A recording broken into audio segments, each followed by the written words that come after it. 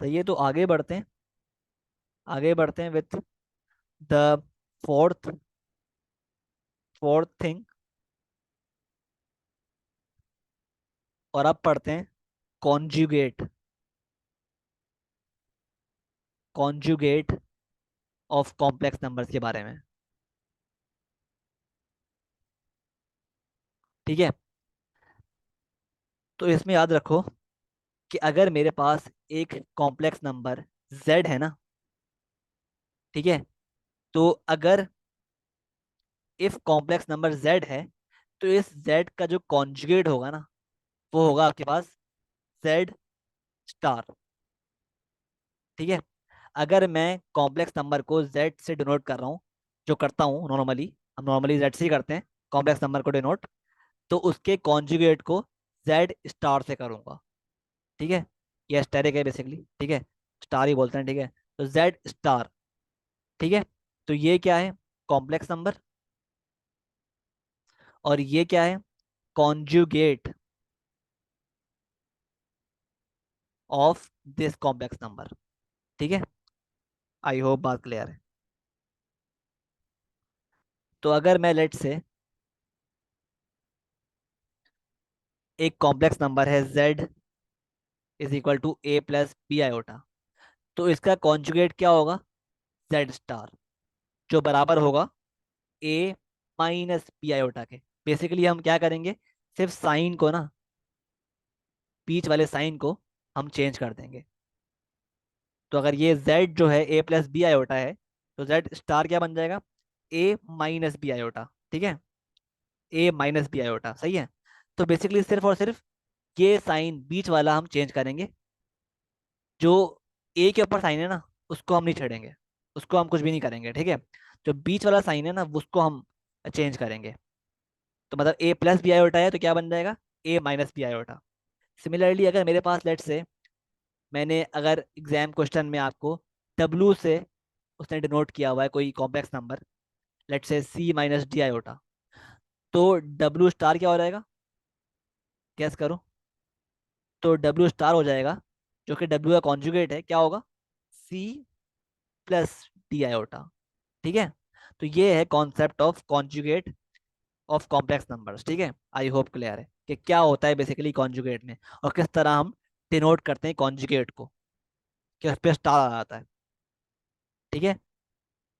I hope clear है। तो ये पूरा मतलब है कॉन्जुगेट का। ठीक है। कि आप साइन बीच वाले को चेंज कर दोगे, और साथ ही आप डिनोट करते हुए कॉन्जुगेट के साथ एस्टेरिक लगाओगे। ठीक है। आई होप क्लियर है। ठीक है, तो आगे बढ़ते हैं और अब बात करते हैं मल्टीप्लिकेशन के बारे में। Multiplication of complex numbers. ठीक है। तो लेट से मेरे पास अगर दो कॉम्प्लेक्स नंबर्स हैं, z1 a plus B iota और z2 c plus d iota. ठीक है। तो अगर मुझे इन दोनों को मल्टीप्लाई करना है, z1 डॉट z2, डॉट मतलब है मल्टीप्लाई। ठीक है। तो ये वैसे ही होगा जिस तरह हम करते हुए रहते हैं एलजेब्रिक एक्सप्रेशंस को। ठीक है।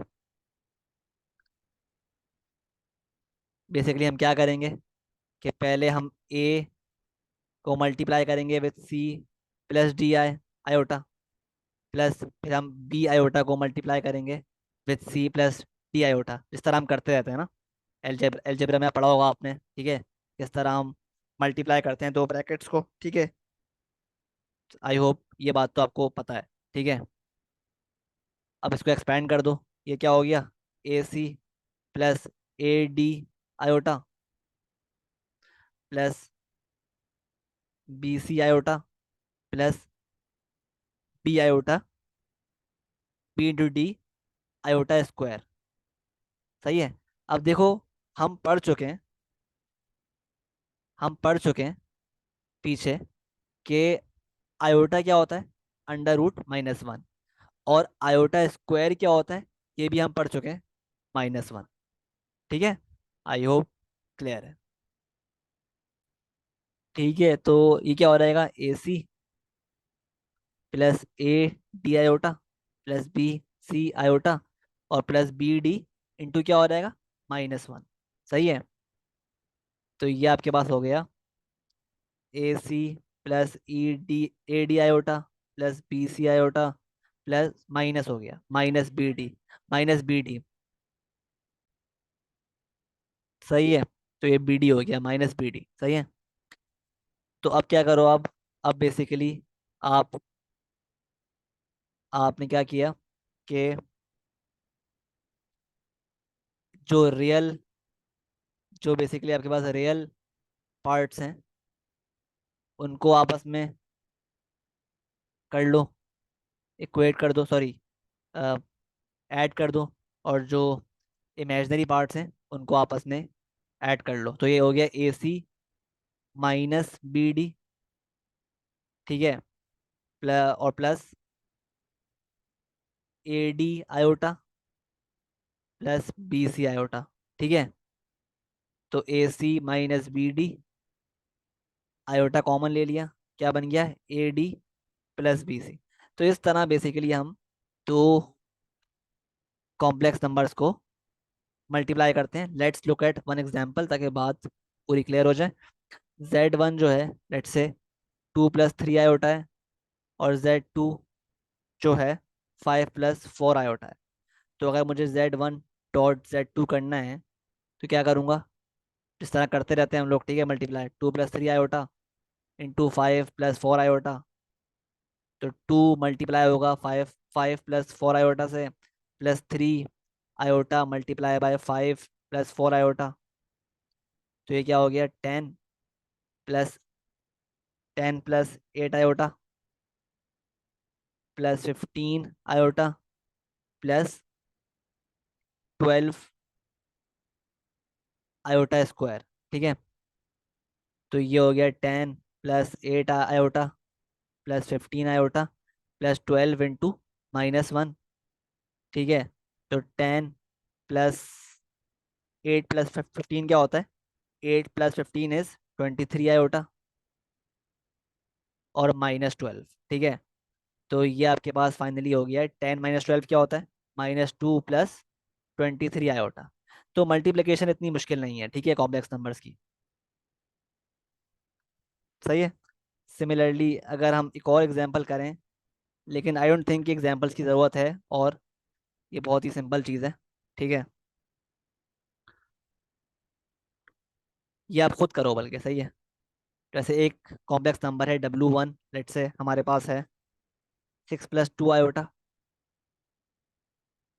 और W2 जो है वो हमारे पास है 2 - 3 आयोटा।